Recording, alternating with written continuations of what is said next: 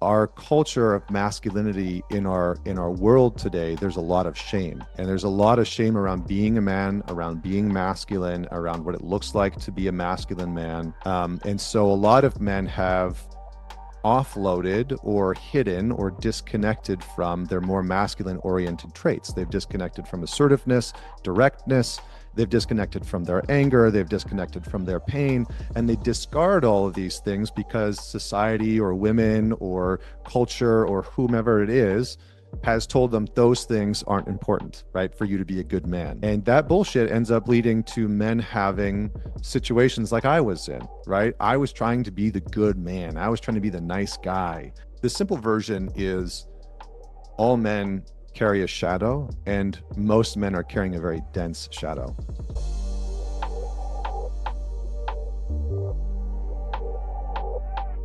Okay, so it's time to introduce our special guest. And so, Jay, let's put Connor in the spotlight along with me. And Connor is the creator of Man Talks and the author of an amazing new book. It's been out 1 year now. Is that correct? One Come out year, yep. Yeah, you January bet. 23. All Yep. right. I'm gonna do a little bit more introduction for Connor and just I'll go ahead and introduce him now. Then we'll let him lead a little meditation or guided imagery. Um, Connor and I've known each other for several years, and he mentioned before the call, he said, "Robert, I think this is the first time I've been on the other side where you're going to interview me." And I said, "I believe that's right." Connor invited me up to Vancouver back when he lived in Vancouver, BC. I don't know, 5, 6 years ago. It was It's pre-COVID for it sure. was yeah, it was, I think it was like maybe 6 or 7 years ago. It was a while ago. It's been a little bit. So, Yeah. and Lupita and I flew up to Vancouver and had a great time there. I spoke at a couple of his programs and just was really impressed with what he put together. He's had me come speak at his Alliance men's membership program. I've spoken on his podcast, and I'm just so excited that I get to interview him on my show. And I'm having so much fun getting to do this kind of thing. So I'm just going to read the quick little bio. Then Connor, I'm going to hand it over to you and let you lead us in what you have planned for us. So Connor Beaton is a founder of Man Talks, an international organization focusing on improving the lives, relationships, and leadership of men. Booyah. Connor's also an international speaker. Anytime you go in between Canada and New York, you're an international speaker, That's right? it. That's all it International takes. waters, baby. That's all it takes. International speaker, author of the best-selling book Men's Work. There it is again, and host of a top 100 podcast called The Man Talks Show. He and I just chat every now and then, anyway, just for the sake of it. And I always look forward to just getting to spend any time with him. And as I mentioned, Connor's interviewed me a few times, which you teed up my next question. What made you decide to start working with men? What led to you being a man's coach or however you define yourself? Yeah, I mean, the long and the short of it was I bottomed out. I had the good career. I was traveling the world. I was singing in China and the Czech Republic and Italy and France and Germany and in the States and in Canada. I was in a relationship with a woman that I really loved and who was just wonderful. But behind the scenes, I was struggling. I was struggling with a very sometimes intense addictive behaviors, drinking, lots of pornography. I was really addicted to porn, to the degree where, multiple times a week, I would sit down and watch it for hours at a time. And there was a lot of infidelity. I had been unfaithful in my relationships and just sort of generally lacked any type of impulse control or what I now call self-leadership. I really lacked any kind of self-leadership. I didn't know how to tell myself no. And so I was starting to question whether or not the career was right for me. It, I didn't really get along with a lot of the people. There was a lot of drama, as you can probably imagine, in the art scene. Um, I didn't really like living out of my suitcase 11 months out of the year. I didn't know how I was going to raise a family like that. And my girlfriend at the time found out that I had been cheating and in a sort of like a very dramatic way. But I dealt with it by step one, trying to lie my way out of it, which didn't work that time. thankfully. And step two, I dealt with it by trying to hide from everybody else what had been going on. And so I moved all my shit into a storage unit and lived out of the back of my car for about 2.5 weeks. And I wrote about it in the book because it Mhm. really was um an intense rock bottom moment. I was so caught in my own shame and pride, I guess you could say, that I didn't want anybody to know what I had done. I was so ashamed of my actions. And so um, the the shorter version is I ended up meeting a mentor of mine that had been in my life previously, and his name was Bernard, and he was in my life when I was a singer, and he was quite a bit older. He's in his early 70s, and I ended up telling him what was going on in my life, and he basically took me under his wing and offered to mentor me. He had a background in Jungian psychology and Gestalt therapy and cognitive behavioral therapy and Buddhism, and so I ended up spending the next 2.5 years basically working with him and working on his farm sometimes and planting asparagus and chopping wood and helping him with his Rottweilers and stuff like that. And in turn, he would teach me about psychology and how to work with people. But it all started with how do I work with myself and how do I traverse some of the shit that I was dealing with, my childhood pain and trauma. So those are the big ones. And then the last one I'll drop that I think is probably important is I ended up having a conversation with a close friend of mine who I had gone through university with. And I told him everything that had been happening. I just came clean. I said, here's all the shit that's been going on. Here's the addictions that I've been battling with. Here's the affairs that I've been having, because some of them were with people that he knew. And at the end of it, I paused and I felt like I had just sort of like vomited out all this stuff, and I wasn't too sure what he was going to say. And he ended up saying thank you, and he ended up telling me that he had tried to take his life several weeks before, and it was devastating because I realized that we were so close and we knew everything about one another, minus the fact that both of us were brutally struggling. And I started to see this dynamic of male relationships show up time and time again in so many of my male friendships where I would start to be real and authentic and tell them about this shit that I've been going through. And they would start to tell me that, their marriage wasn't as perfect as they had been letting on, and their business was struggling a lot more than they said, and their finances and their health and all this kind of stuff. And so I started to meet the real bigger versions of the men in my life, and I really loved that. And so that those were the sort of like two or three seeds that led me to creating Man Talks in the first place and sending me in this very, very different trajectory than the one that I was on. Well, and you actually teed up my next question for me. Well, kind of bring this back to men's work. That What about Jungian psychology appealed to you when you were in that messy place? And how do you see it as uniquely valuable in working with men? Because, there's no doubt that this comes from a very Jungian, Yeah. strong Jungian foundation and influence. So, what about that appealed to you?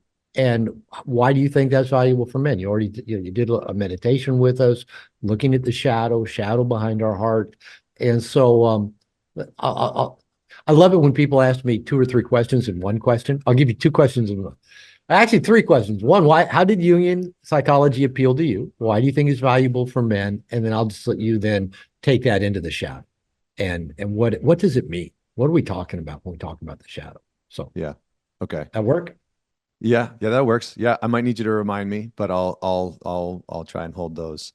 Um, Jungian, I think that Carl Jung is arguably one of the most underrated philosophers, thinkers, and um, explorers of human consciousness, period. Um, his frameworks are interesting because, in many ways, he looks at things through the lens of not just what are the neurological things that are happening and not just what are the behavioral things that are happening, but he starts to bring in myth and he starts to look at the unconscious And he starts to work with our mind and our psyche and our lives through a much broader lens that I think is very, very beneficial. So I was just immediately drawn to him. I started with his book, Memories, Dreams, and Reflections. And that's sort of like his biography. So I actually started at the end of his life and then went back into his other works, talking about the shadow or archetypes and whatnot. And the reason why I liked it is because in many ways it creates a framework for understanding the psyche and for understanding um, ourselves, our inner landscape in just a very simple way. And I think it aligns in some ways with alchemical principles. I think it aligns with philosophical principles. I think that it has a spiritual element to it that I think is very important that some modern psychology often lacks. And it lacks a kind of spiritual connection. And so it becomes very much about pruning the hedges of our ego rather than connecting us with a deeper soul orientation or a deeper part of who we actually are and what's relevant and important. And I think one of the reasons why I really liked him as well is that he was a very worldly traveled man. He would travel through Africa and India and through China, and it wasn't just like him sitting in an office in Zurich, studying the same people. He would study people from different cultures and tribes and ethnicities and backgrounds, and sort of trying to find out who we are at a very core level. And I do think that the myth part really felt relevant to me. I think when I look at individuals that have made substantial contributions to men's development over the last 2,000 years, they almost always have some element of myth baked into it. David Data, Robert Bly, all of those people, you can see myth present in their writing, in their research, in their conversation, because there's a recognition that myth holds some kind of truth that is oftentimes missing when we just look at the neurons and the neural patterns that are happening in the brain, and that there's a limitation that can come along with that. It can be very beneficial, but it can have certain limitations that we miss out on. Why I think it's important for men, the simple version is all men carry a shadow, and most men are carrying a very dense shadow. And that's specifically because our culture of masculinity in our world today, there's a lot of shame. And there's a lot of shame around being a man, around being masculine, around what it looks like to be a masculine man. And so a lot of men have offloaded or hidden or disconnected from their more masculine oriented traits. They've disconnected from assertiveness, directness, they've disconnected from their anger, they've disconnected from their pain, and they discard all of these things because society or women or culture or whomever it is has told them those things aren't important, right? For you to be a good man. And that bullshit ends up leading to men having situations like I was in, right? I was trying to be the good man. I was trying to be the nice guy. And I disconnected from my anger. I disconnected from the truth of my own sexual potency. I disconnected from my assertiveness and my directness. And all of those things, where did I put them? They didn't go away.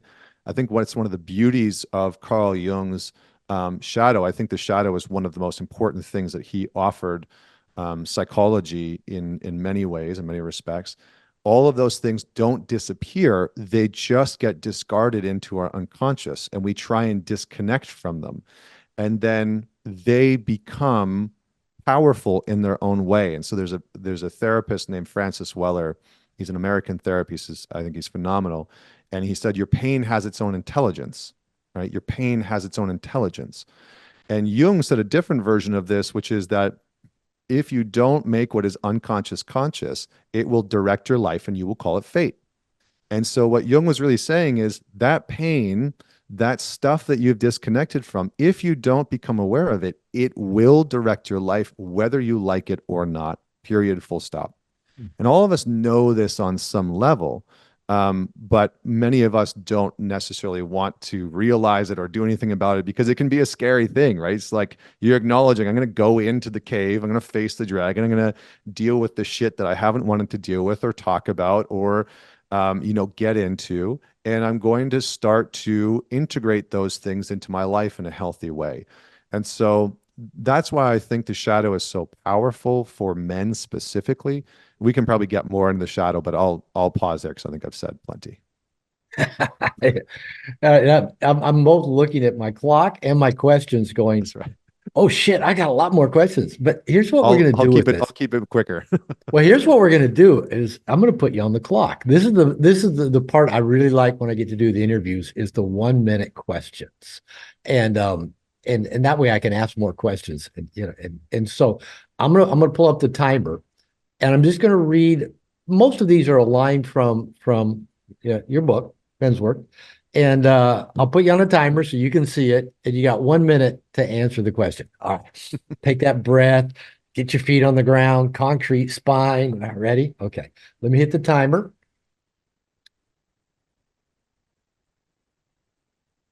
There we go. All right. This is a line early in the book. The work of men begins with pain. Yeah. If you don't deal with your own pain, you will transmit it and you will pass it on to usually the people that you love most, plain and simple. And when we don't see value in our own pain, again, like I said before, it has its own intelligence and it will come back and direct your life. And so we have to begin to, whatever word you want to use, alchemize the pain, understand its value, begin to see it as a teacher. And when we do that, we start to move towards a deeper and more fulfilled and filling kind of wholeness that isn't possible when you see your pain as worthless or meaningless or that happened to me. So that's the simple version. Right, good job. Right on 1 minute. Okay. Next question. Uh, is a quote in your book where a man's wound is, that's where his genius will be. On the clock. Yeah. So again, I think where we are wounded, right? If you if you were neglected by your father or you experienced some type of abuse growing up, or you were told that, you're stupid or, you'll never amount to anything, that pain that you've experienced is oftentimes wanting your attention. And when we can begin to bring our consciousness into that place and we can begin to rectify that and rectify the stories and the beliefs that have come along with it, right? Because we oftentimes buy into that. I am dumb. I'm not worth, anything. I'll never amount to anything. When we can start to do that, not from a place of dark motivation of trying to get out of our shame, but of actually trying to build pillars of competency, of coherence, then there's not only an immense amount of value in that, but it also teaches us oftentimes the skills that we need and the values that we need in order to find, again, a deeper sense of wholeness. Man, you're good at this. You're good. Um, okay, here's another one. Quote from your book. This is one of the biggest masculine myths. The false idea that you can be courageous without being inherently vulnerable. Mhm. Yeah, I mean, in our culture, I mean, I wrote extensively about the myth of male vulnerability in the book. And I wrote about that because I think vulnerability, is a huge movement of people telling men all of your fucking problems would be solved if you were just more vulnerable. Bullshit. Bullshit. Yes, you need to be more vulnerable in certain situations with the right people under the right circumstances for sure, and admit some of those things. But vulnerability cannot exist without a sense of courage. You cannot do it. And so I think one of the things that we as men oftentimes miss is that when we strategically look for places to be vulnerable, we are actually also practicing developing a sense of courage, which is what all of us are looking for, right? Especially nice guys, right? It's like nice guys are often lacking in the nutrient of courage and the bravery. And so we can use vulnerability as a playground to start to sharpen that skill of courage. I like that. Using vulnerability as a playground.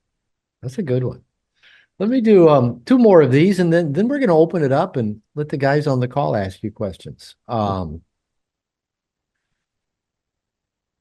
The truth about masculinity in our modern culture is that it's largely optional. Hmm. Hey, you don't need to be masculine anymore.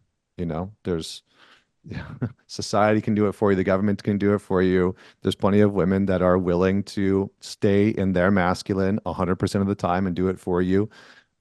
It's optional in the sense that you as a man don't have to be masculine. You can get by through in our culture and be accepted by certain people. Now, whether or not that's a fulfilling form of existence is a wholly different, conversation. But it's become optional. And in fact, I would go as so far as to say that in some parts of our culture, masculine men are the enemy. They're looked down on. And that women are actually more encouraged to be inherently masculine than men are. Women are much more encouraged to be assertive and direct than men are. And so your masculinity as a man has not only become optional, I'd say that it's become a bit of a threat in certain circles. And so that's even more why you need to regain it. Oh, yeah. All right, one last 1 minute question. And this is one I can relate to because this is where my very conscious struggle has been for, Mm, that I've really been addressing myself for a few years now. And it is most men are looking for freedom. mm.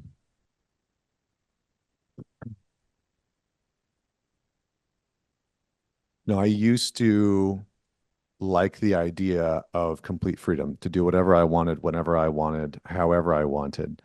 And I've reoriented myself in the last decade to enjoy the freedom within structure, to enjoy the freedom that comes along in pursuing a mission or a purpose. But freedom is a North Star. And I remember when I had my son, the biggest fear that I had was that my freedom was going to get infringed on. It was a really, really brutal fear. I was really afraid. I was like, how am I going to do what I want to do? So we have to be aware. I constantly am trying to be aware of what type of freedom do I want to create in my life? What are the possible infringements on that? And how do I leverage structure to help me maintain my sense of freedom? I like that one a lot. How do I leverage structure? We were talking about that before the Yeah, call even began, right? yeah. How do we leverage our structures, whether we create them, we invite them in to leverage our freedom, to Mhm. help us attain the freedom we want? I like that a lot. That'd be worth diving more into. I mean, it's a good question. I think a couple of things are important. Number one, getting clear on what you don't want other people to know about you, what you are afraid people will judge you for, what you're worried that you will let down people on. Those are some of the main things you need to start to look at, right? Who do I not want to let down and why? Um, what do I not want people to know about me and why? Those simple things are going to help you better understand your shadow. And your shadow and the nice guy are very interconnected. Like Robert and I have talked about this a couple of times, but like your shadow is one of the main reasons why you are a nice guy. All that stuff that you've discarded, your assertiveness, your boundaries, your anger, all those things that get put into the shadow are causing the nice guy, right? Well, I don't want people to see my anger. I don't want people to know that it's a no for me. I don't want people to know that I made this decision or that I want this decision. All of those things lead you to the nice guy. So I'm making it less about the structure and the freedom because I just really want you to focus in on discovering the shadow. So let me just turn it back on you and ask you a quick question because we have 40 seconds left. What do you generally not want people to know about you? And what do you generally not like about yourself? Whatever we are afraid of is going to get out of control in our life is probably what we need to go take a look at. Hmm. I'll leave you with one thought and then we'll move on, which is a mentor of mine has a great saying, which is when we don't trust, we control.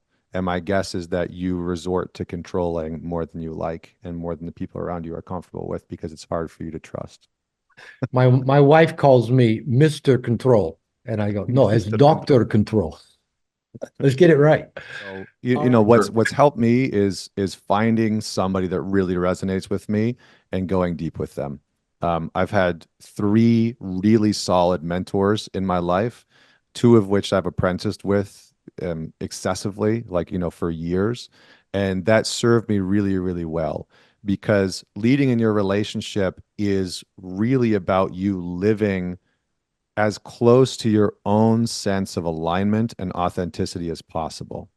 It's not necessarily about what you do externally. Yes, your decisions matter.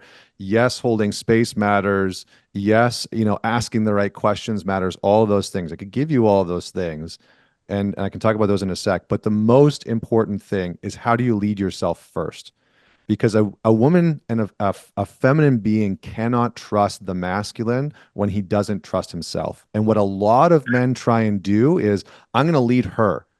But what you end up doing is you stop leading yourself. You stop doing your daily routines. You stop committing to your own values. You stop, waking up and going to the gym when you see you're going to. You stop honoring your own word. And so all of that falls by the wayside, and you start focusing more and more and more and more and more on her and her actions, and it's leads us astray. And so the first thing is, how are you leading yourself first and foremost? And that will inform everything else in your relationship because she will naturally be able to trust you more. When my wife sees that I'm aligned with my values, she immediately softens.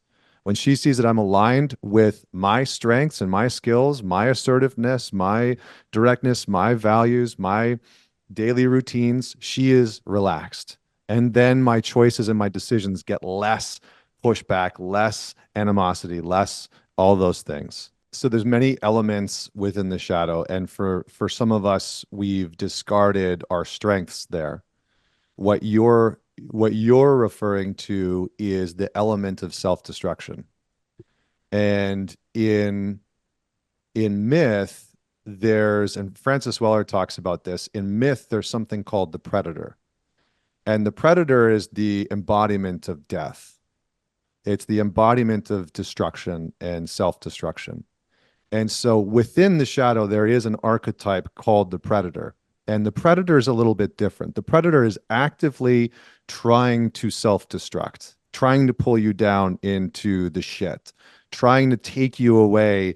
How Weller talks about it, which I really loved. He says that the predator is trying to close all open roads or open doors into closed roads and closed doors.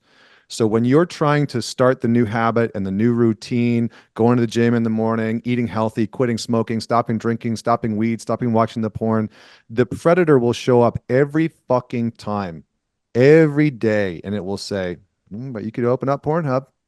You could just smoke a joint, right? And so it's actively trying to pull you towards self-destruction. And it benefits every man, in my opinion, to understand his predator. Mine's crafty. And so my challenge for you, I'm going to give you and this is for anybody that wants to do it, but my challenge for you is I would encourage you to write a character description about your personal predator. What is the part of yourself that is actively trying to self-destruct? When does it show up? What does it say? What is it like? What does it believe? And most importantly, what is it trying to teach you? Because that is also important. It's trying to evoke a fight for you to move towards a more robust version of yourself. It wants you to win, even though it's trying to get you to self-destruct. Ideally, what you're talking about, absolutely, right? As we start to go through this work and unwind the patterns that showed up in our past, whether it's childhood trauma or abuse or whatever it is, um, we begin to operate and act and choose in new ways. And as we do that, it also unravels the patterns for others and creates new opportunities and new openings for different connection, different conversation. And oftentimes, those are the things that other people who have been wounded by us are looking for, right? They're looking for some type of shifts, whether it's our kids or our spouse or our family members. And sometimes that is on us to also broach, to be active in saying, hey, this stuff happened to me, or I went through this stuff. I'm working on it right now. And I don't expect you to forgive me. And I don't expect, this to be fixed. But I just want you to know that I'm looking at this. And sometimes that recognition that you're just looking at it can be an opening for that other person to, oh, and a conversation can emerge out of that. I coach men all the time. I said, don't try to be your wife. I'm a therapist and coach, but I don't try to Yep. be my wife's therapist. And I especially don't try to be her trauma therapist, That's right. which I Yeah. know so kind of many men that come through the yogic expression of men's work talk Yeah. about holding space for their partner while basically she projects all of her trauma onto them. And I go, unless you are a trained trauma therapist, don't do I that. mean, my guess is that there's some attachment stuff there with her, and that she's got um, either like a disorganized attachment style, or an avoidant attachment style. And so the best advice that I can give is, well, first I would just empathize with you, because it's a hard thing to be in, especially when you're clear, it sounds like, on what you want and how you want things to move forward. And so the best advice that I can give is be clear about where you stand without demanding that she do anything, because what often happens with ambivalent or avoidant attachment styles is that the response that they provoke is demand, and then it pushes them further away. And so what we can do is be very clear. This is what I want. You have to choose it. And to let that continue to be a way of being in the relationship, and then to open up the door of, what's this like for you? Continue to create openings for her to communicate what it's like for her to have someone choose her actively and be so solid. And I would continue to open the conversation to say, what's it like for you to have somebody that wants to be with you? What's it like for you intellectually or emotionally to have somebody continuing to show up for you? And what does it bring up?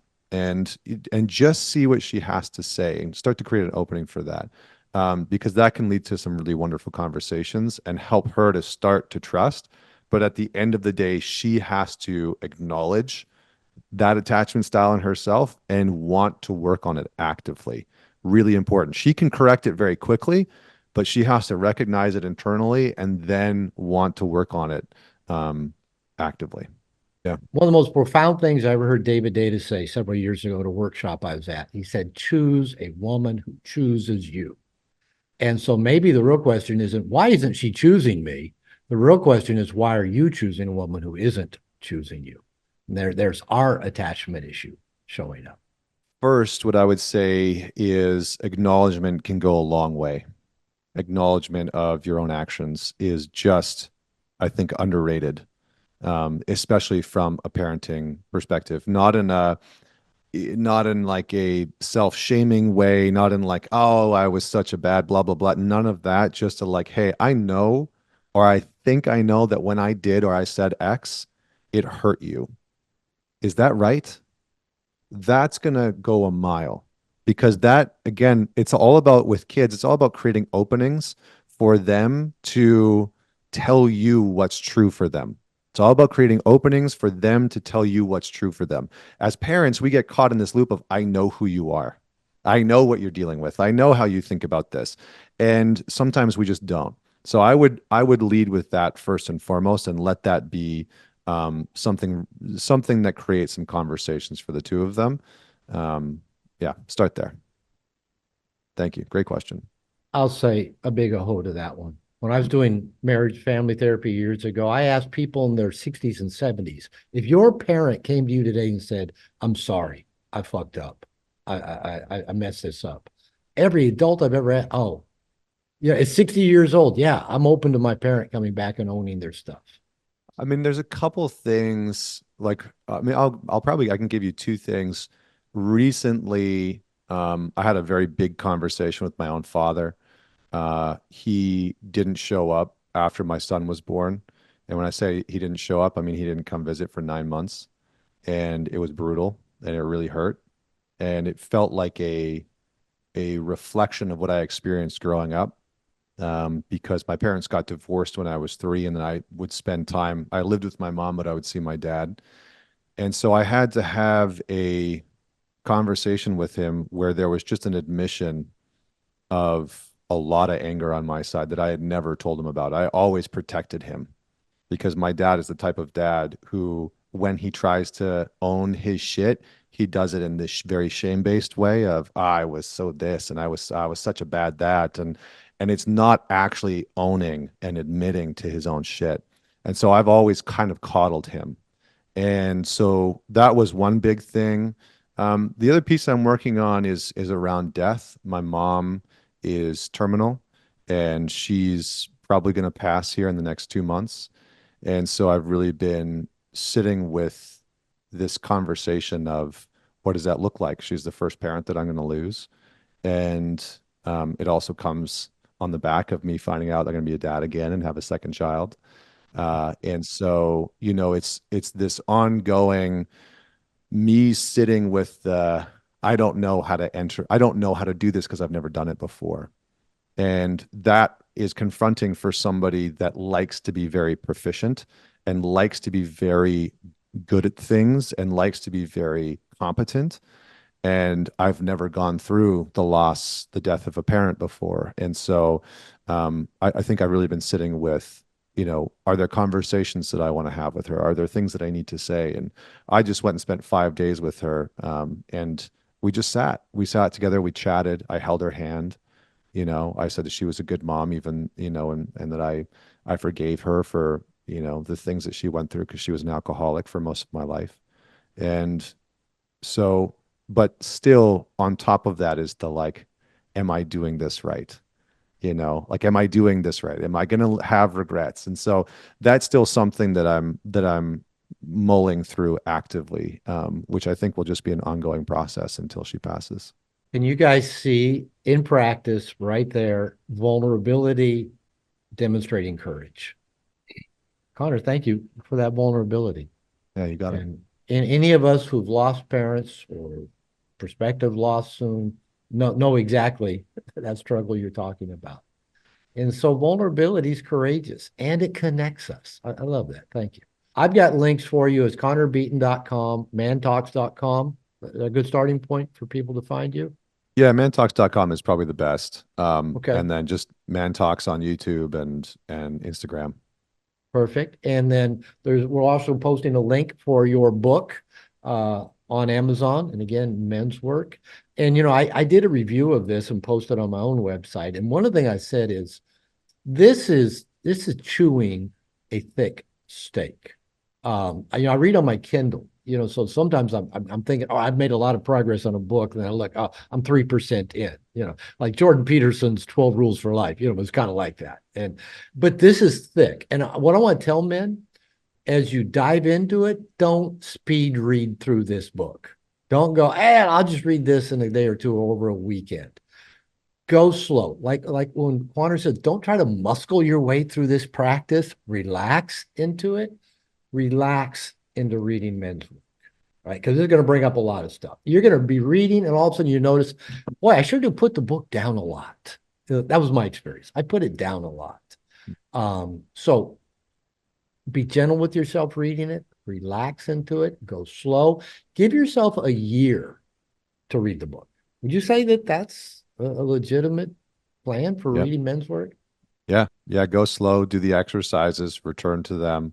Um, I've had a couple guys, I do something called Man It Forward, and I've had a couple guys send it to their fathers, send it to their brothers, and reread it a couple times.